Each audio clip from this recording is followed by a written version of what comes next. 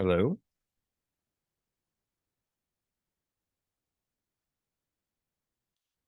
Kyler, can you hear me?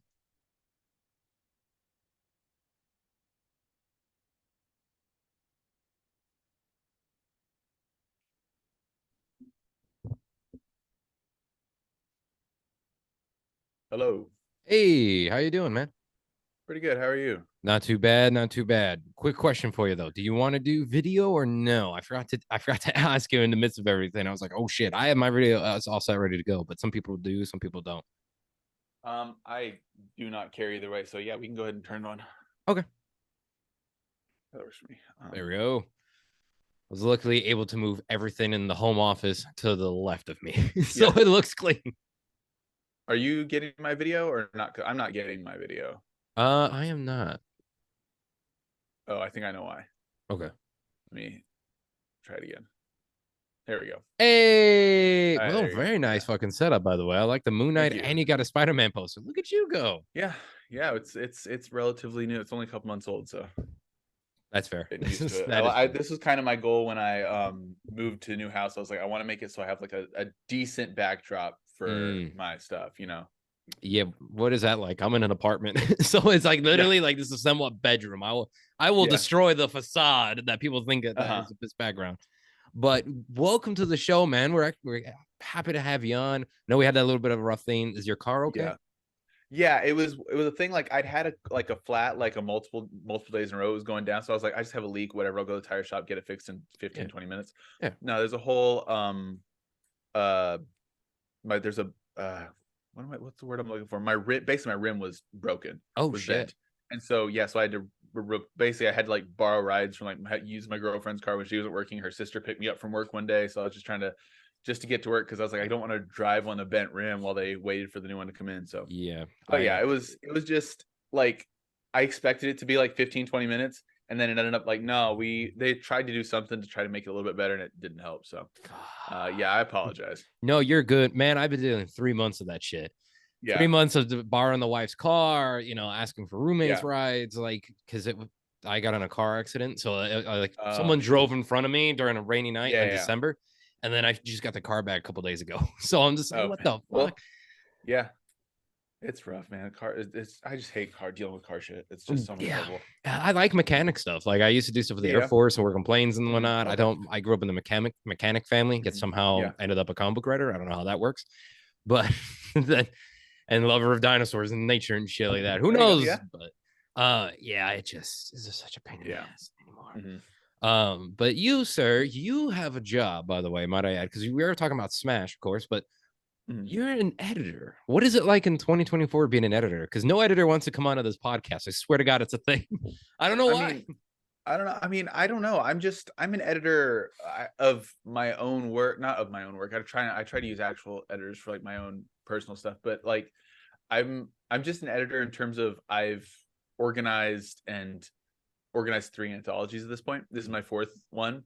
And Jesus. so that's what I mean by an editor is just like because editor of an anthology, it's not just like, oh, I'm picking like the stories. Like you have to, for one thing, you have to pick the stories to go in it and like make sure you have the creative teams down and that people are communicating with each other and like that people are getting back to you. And if they're or if whether you're building the teams or the teams are already together, and then you got to edit the actual stories. And but that's like the smallest part of my job is editing the stories. Mm.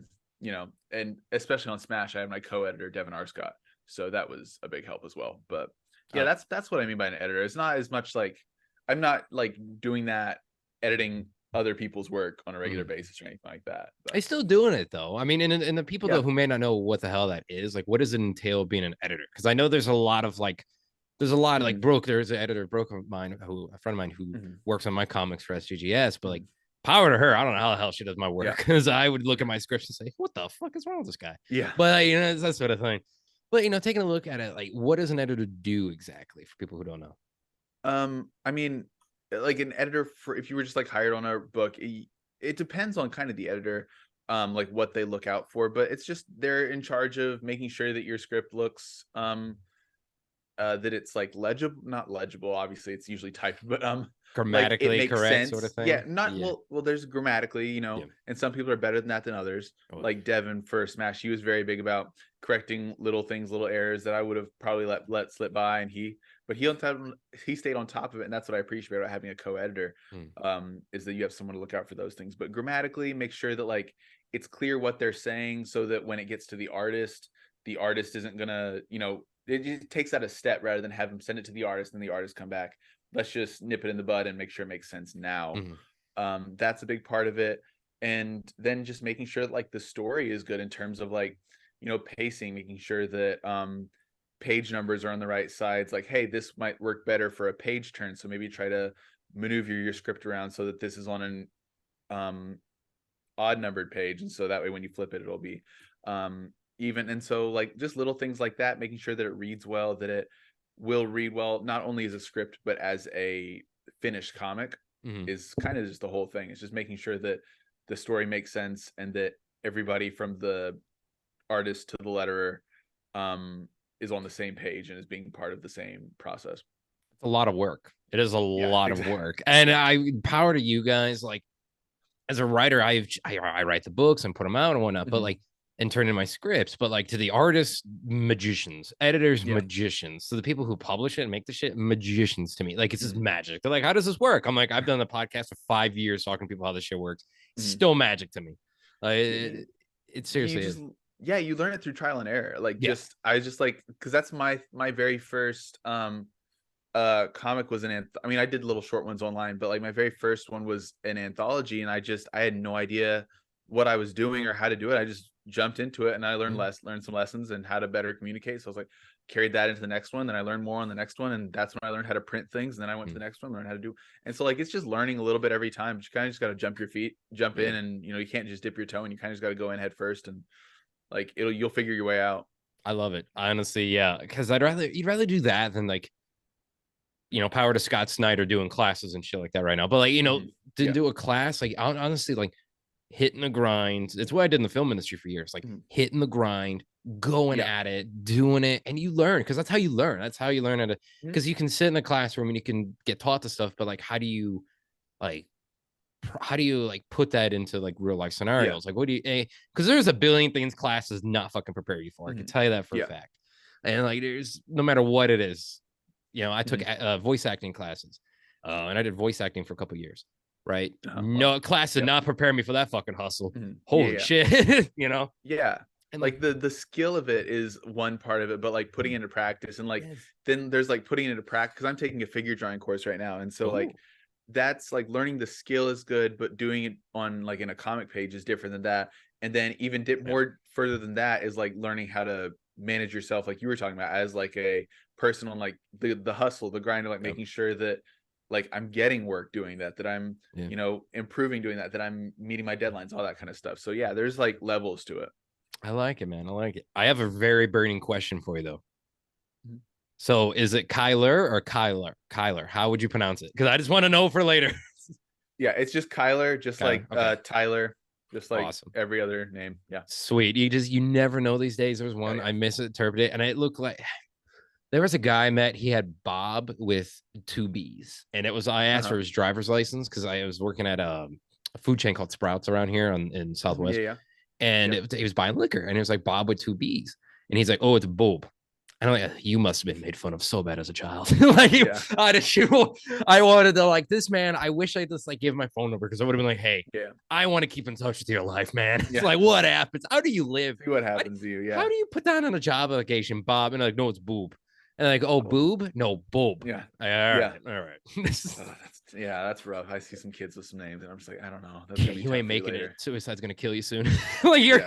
you're gonna be like, I'm done. I'm over this. Mhm. It's Yeah. ugh. But you know, I gotta also ask you, sir, is people who are listening to this might not know, so check out the YouTube page. What enterprise do you have in the back on your shelf? Uh, Next generation. Next, right? D. Nice, nice. I was curious. I'm like, which one? I'm Yeah, like, that's the which only one NC? I could. This I think that's just the first one I got that I was like, Hmm. that it was from one that I've seen. Like I think I saw one that was cheap from like Star Trek Enterprise, and I haven't seen Enterprise yet, so I was like, I don't want to get Mm, that one. I was just go with the one that I know.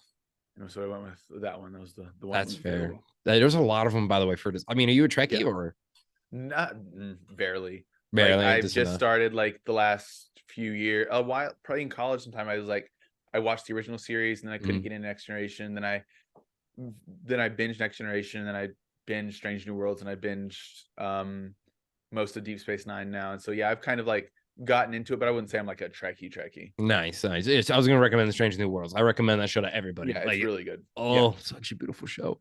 It made me feel bad as a writer. Like that Mhm. show made me. I'm like, how the It's fuck can really I good. call myself a storyteller?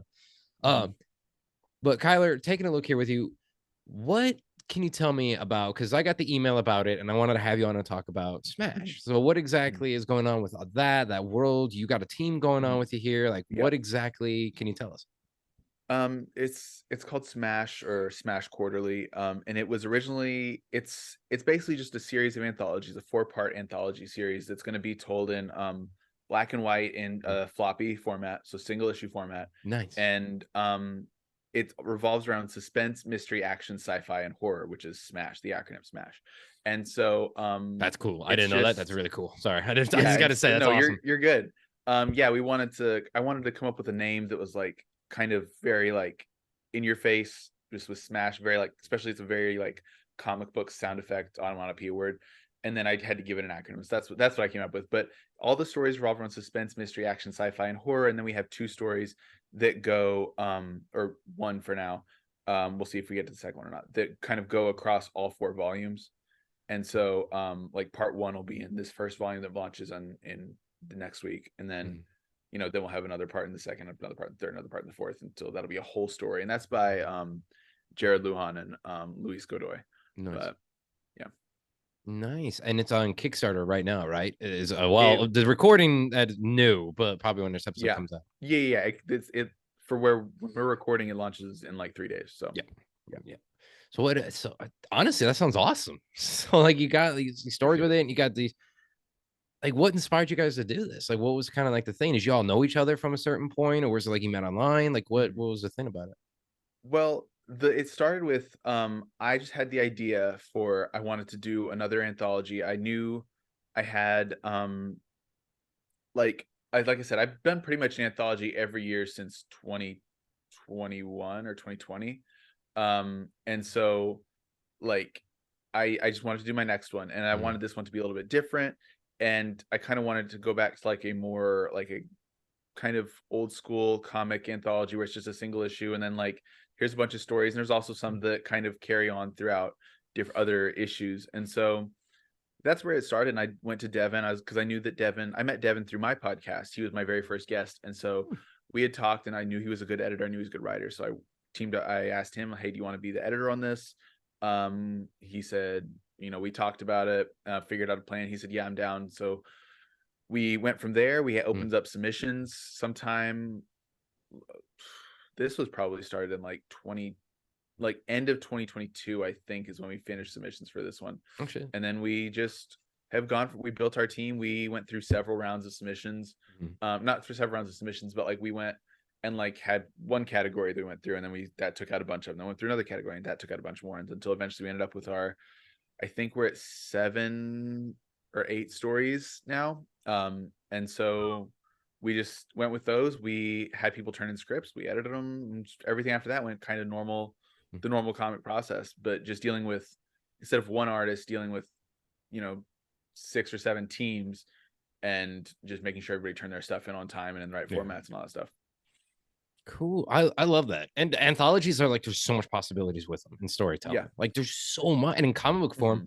I don't think you see enough of it. I like Hmm. which I, no, you gotta correct me on this one. Is it tougher to do anthology in comic book form than just a linear story? Because obviously we have like this Elseworlds and we have everything like that multiverse, Yeah. but with an anthology you get so much more you can tell, I believe, and there's Yeah. just so much more leeway. Is that it easier or tougher? Do you think?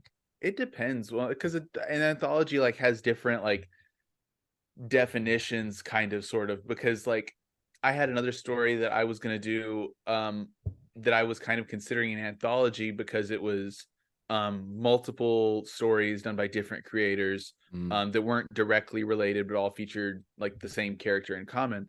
And I was like, is that really an anthology? Or if it's like is that an anthology? Because I was going to do like a lot of the story and those other artists were just going to do like filler, and I was like, is that even an anthology, or is it just a chapter book featuring some other people, and Yeah. so my whole thing with anthologies has been wanting, and so I probably made it a little bit harder on myself, has been wanting to do something different than Okay. just here's a anthology that's about here's our horror anthology, here's our sci-fi anthology, here's our mysteries, or Mhm. our whatever it is. I know everything has a theme and it's more about how well it's done, but I just want to do something different. And so that's why the first one was a narrative anthology called Mhm. Fletcher Cross, and it featured the same character, and each chapter was told by a completely different team, and it features a single story throughout. So that we did that, and that was a little bit different. We did one that was my last one was Comics from the Kitchen, which was a cookbook anthology. And I like so that. not only did I have to not wrangle all the comic stories, but I Mhm. also had to make sure that everybody turned in their recipes, and that they had the art to go with the recipes, and everything was in a good format, and all those types of things. And then with Smash, it's been like doing it, running the actual anthology is relatively easy, but the harder part is more in the administration side of things, like making sure that like we get issue 1 done and Mhm. we have the covers and everything ready for that. But we also have to be keep issue 2 in mind while we're also planning 3, and then also planning 4. And so that's adding like a little bit of an extra detail for us in the background. Yeah. But I mean, it just depends. I mean, the only difference between running an anthology and writing like a single story is just that there's an extra administrative step, or extra Mm. administrative steps when it comes to the anthology, because you have to make sure that all those people are turning in their work, and that they're doing what they're supposed to, and everything's they're writing the correct scripts and in the Be right the format, all boss that kind of stuff. man. Like you're being the Exactly. boss Yeah. man. Yeah, yeah, yeah. That's Which, that's the big difference. yeah, and people often will be like, "Damn, the editor," and like when you're the boss man, obviously you're gonna get that little Mhm. bit of flack and stuff too. But like honestly, though, it still sounds like fun because you still get to work on projects. You get to work in comics. Like that's the Yeah. beautiful part about it. Like you're creating, you have these stories, Mhm. you're running the stuff with people, and you know about it because you're the boss man about it. Mhm. But people often forget comic books is a Mhm. team. It's not two people. Yeah. It is so many people behind the scenes. Mhm. Administration, like you're talking about. It's wild to me how people in 2024 still fucking think it's like two people on a comic book. Yeah. It's crazy. Yeah, Like, it's a lot of people, and that's like one of the, honestly, you were kind of getting close to it. It was like the biggest like advantages that I've gotten to working on anthologies like this is that I have been introduced to so many cool creators and so many new yeah. people's work, and not just my own anthologies, like other anthologies that I've done. For like the Containment Breach anthology, I lettered a couple stories in those, and so like getting to meet all these people, and now I'm like, okay, now I want to work with that guy. Yeah. Now I know I want to do something with him. Or like I know, hey, I'm planning another anthology for sometime in the next few years. I know that he will turn in his work one time and he'll do good work. Mhm. And I know he's a trustworthy guy who's going to push the book and be an actual team player. Or I know like, hey, that guy didn't respond to any of my emails. He was not helpful. In his story at the end of the day Mhm. wasn't allowed to be part of the anthology. That's gonna be that means I'm not gonna work with him again. Yeah. And Yeah. so it lets me know, like it's like a little vetting process of letting me know like, hey, this is a good guy, this is not a good guy, stuff like that. Yeah. And when you get to talk to fellow creators too, like this show is based on that, talking to fellow Yeah. creators, when it is such a beautiful thing. It's the most calming thing, whether or not it's a good guy or a bad guy or Mhm. whoever. And I guess when I think about it, like us comic book people, when we start getting together, like us as creatives in the field, like we're just like, hey, how can we help? Like we want to be there. Like that's the thing about it. Like Mhm. it's it's just like the film industry. We want to be there. So everyone who wants to be there wants to be there. Whether or not the stories Yeah. work out or your work works and fits in, that's just way the game. Sometimes you got to Mhm. leave. You got to leave a project. They get fired. Either one. But Mhm. it's such a like when being able to work with fellow creators, I think is such a unique experience. It Mhm. really is. And you're Yeah. the you get to work the most because like as a writer, we only get to do so much. Artists, you get to do Yeah. it a Yeah. little bit too. But as the boss man, you get to talk to everybody. Mhm. Yeah. I mean, I've just just on Smash alone, I don't have a copy of it yet, but like there's I should probably close to 20 people Oh fuck. just on this first volume, and there's going to be another 20 people in second volume, and another. Yeah. I mean, the good news is I'm only communicating with like one person per team, Yep. so it's not like I'm having to communicate with a whole bunch of people. Yeah, thank God. But that's still, I did that on my first anthology. That was a bad idea. Like I said, I've learned some lessons as I've gone. Yeah. But yeah, so I got like 20 people in this one. I have like another 20 people. By the time all 4 parts of Smash come out, that'll be 80 people at least that I've met, that Mm, I now know to work with and stuff like that. So wow. I mean, a lot.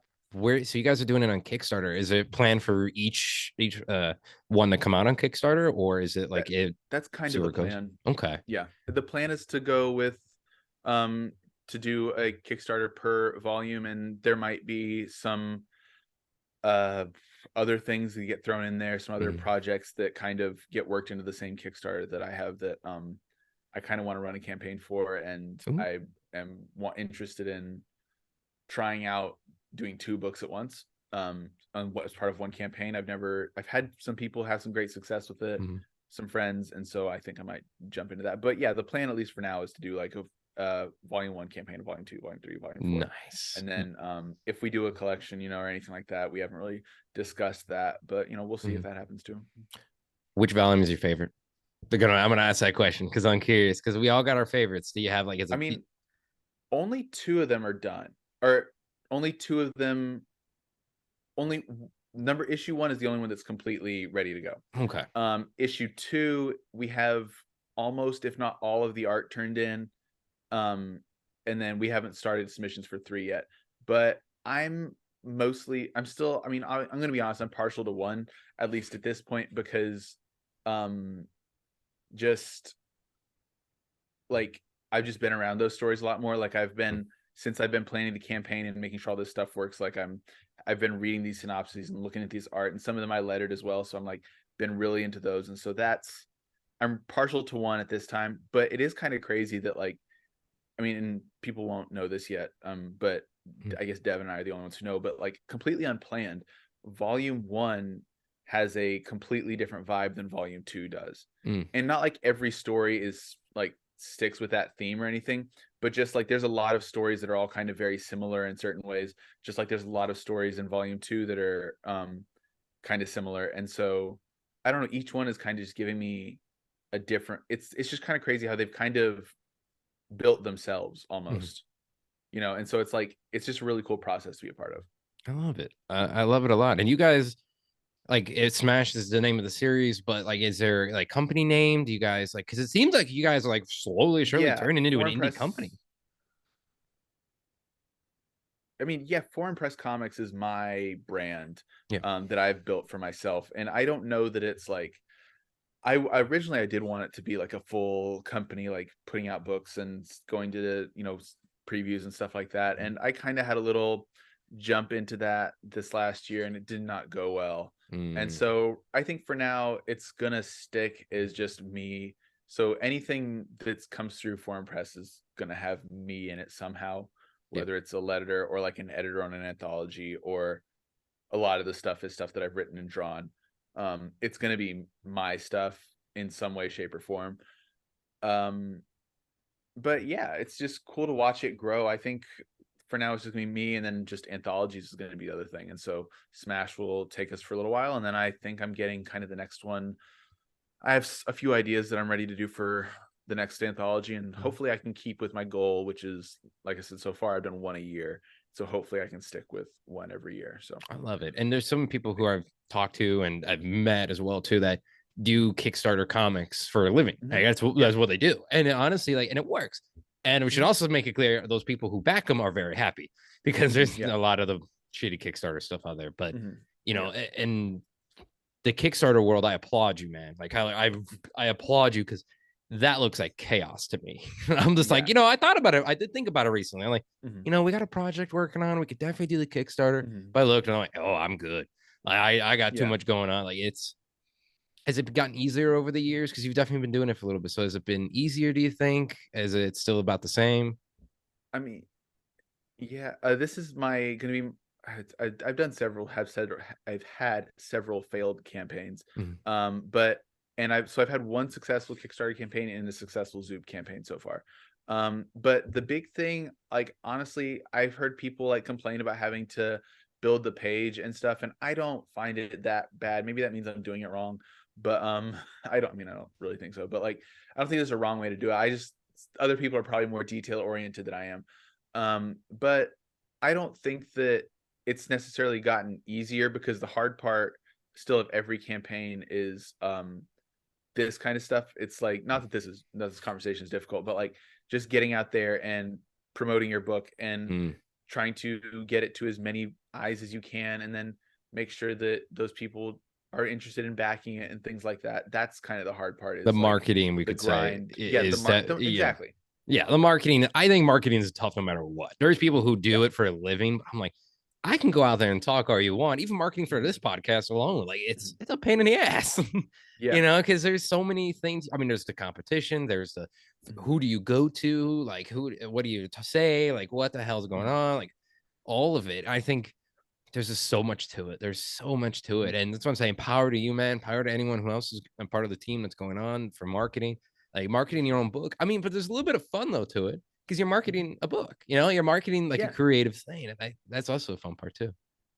Yeah. It gets like, I like it because I get to do little like, I do like making the Kickstarter videos and stuff like that, because that's a Mm, kind of marketing that I it's fun. Like for Comics from the Kitchen, I immediately knew what I wanted to do. I did like a little mm, cooking video, and then at the end of the cooking video, at the end of the video, it had like, Ratatouille French music in the background. And then after I pulled it out, it was like I opened the pan and like steam came out, and the copy of the book was there.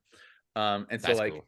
I just like being able to do fun little things. Like I have a couple little videos planned for TikTok and Instagram and stuff that are gonna be that I think are kind of funny. I mean, they're not funny. It's not like a skit, but it's just like a little play on Smash and stuff like that. Yeah. It's still That entertaining. It's not the standard like bogged exactly. down commercial. Yeah. Yeah. I Yeah, get it's you. not just like, hey, this is our book. And so it's just little fun little things to do that I've really liked having coming up with fun ways to do it. And like I mean, I don't even know if it counts as marketing, but like for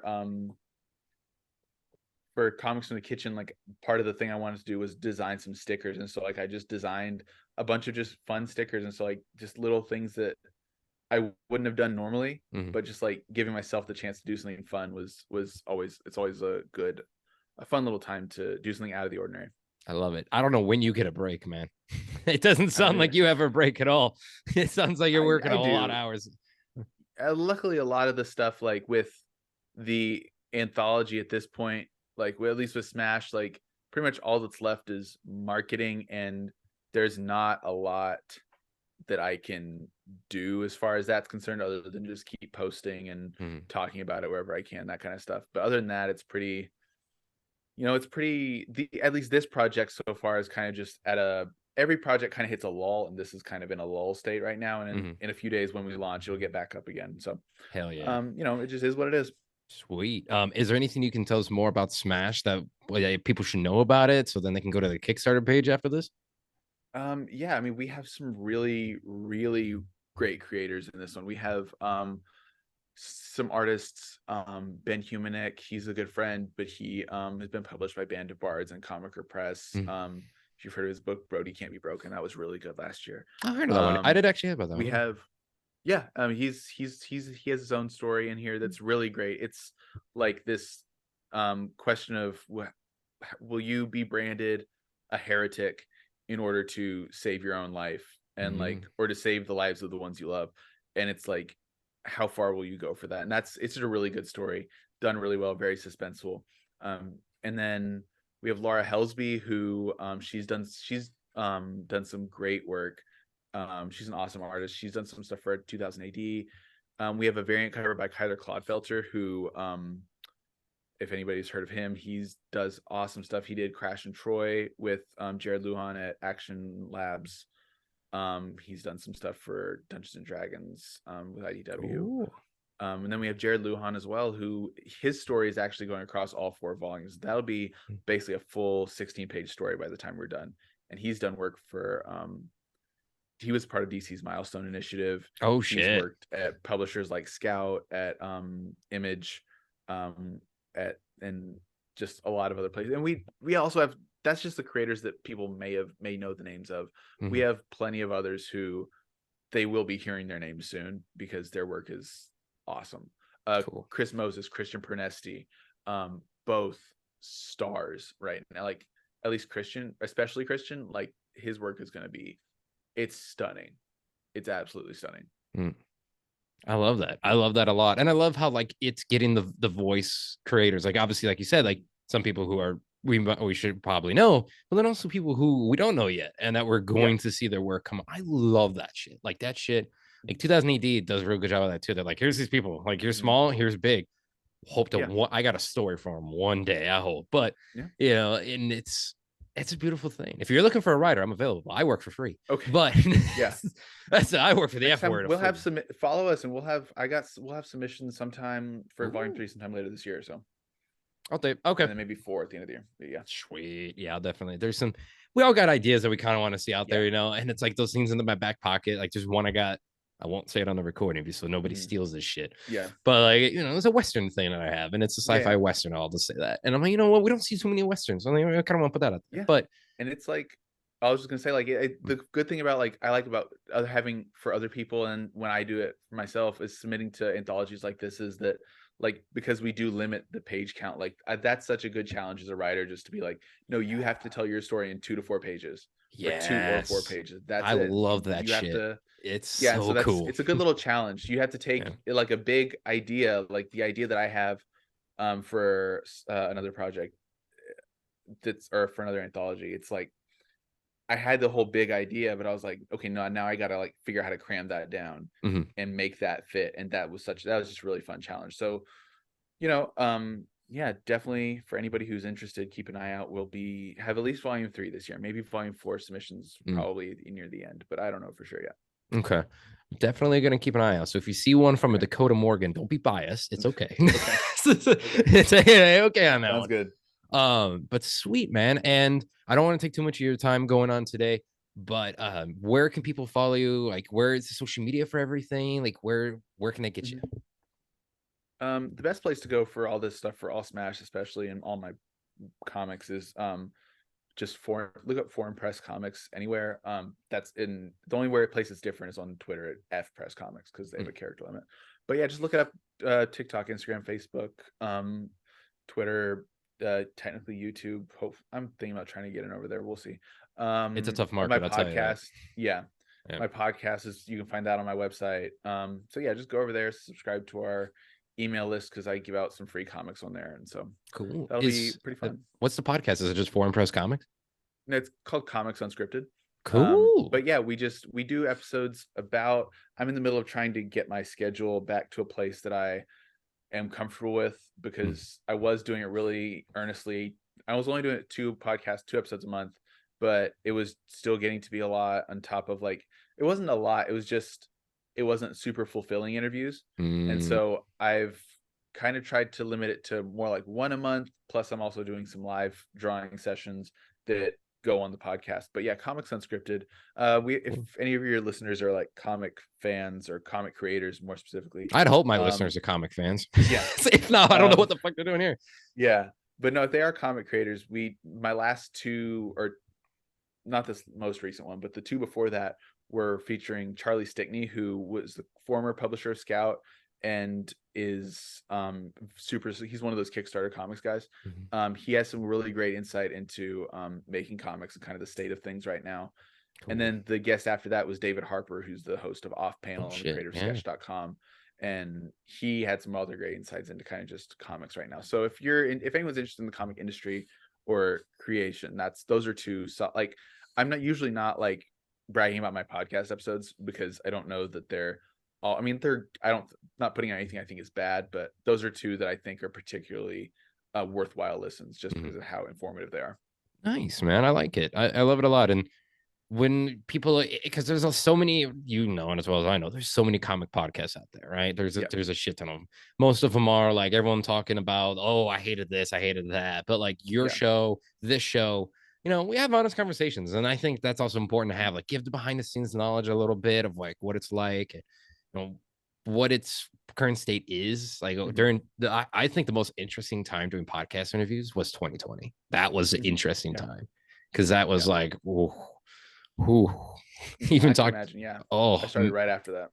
yeah. Oh, so yeah, so it was a little bit better, but like, and not Mhm. by much in 2021, but it still Yeah, was like that was a time. Like if I yeah. re-listened to, it was my wife, she binge listened to my show when we first started talking. And she Mhm. was like, yeah, it was all this. And I was like, I went back and I listened to an episode from 2020 and a couple of other ones. I'm like, man, we all sounded depressed. Mhm. I was like, oh my God. And we don't know what's going on. Um, ooh. Yeah, Oh, there we go. You just I froze can there for a imagine. Yeah. minute. I was like, oh shit. Oh yeah, yeah. You're good. No, But we're good. You've sweet. frozen a couple times. We're good. All right. Damn internet. That's But fine. thank you, Kyler, for coming on the show, Yeah, man. This has been a blast. And when you want to come back yeah. on, we for whenever you have a Kickstarter one or two, come back on. We'll have a conversation. We'll promote it, do whatever. If you want to have the other folks come on too, we can definitely have them as Okay. well. But thank you, man. This is awesome. Yeah. Thank you, man. I appreciate you giving me the opportunity. Yeah, of course. And I'll let you know when everything comes out too. This will come out on let's see. Actually, I think Kickstarter day. We're looking at Tuesday. Awesome. Yeah, that'll be the day. Sweet. All right, man. Well, I'll let you go. You have a good one, okay? All right, you too. Hey, bye. Bye.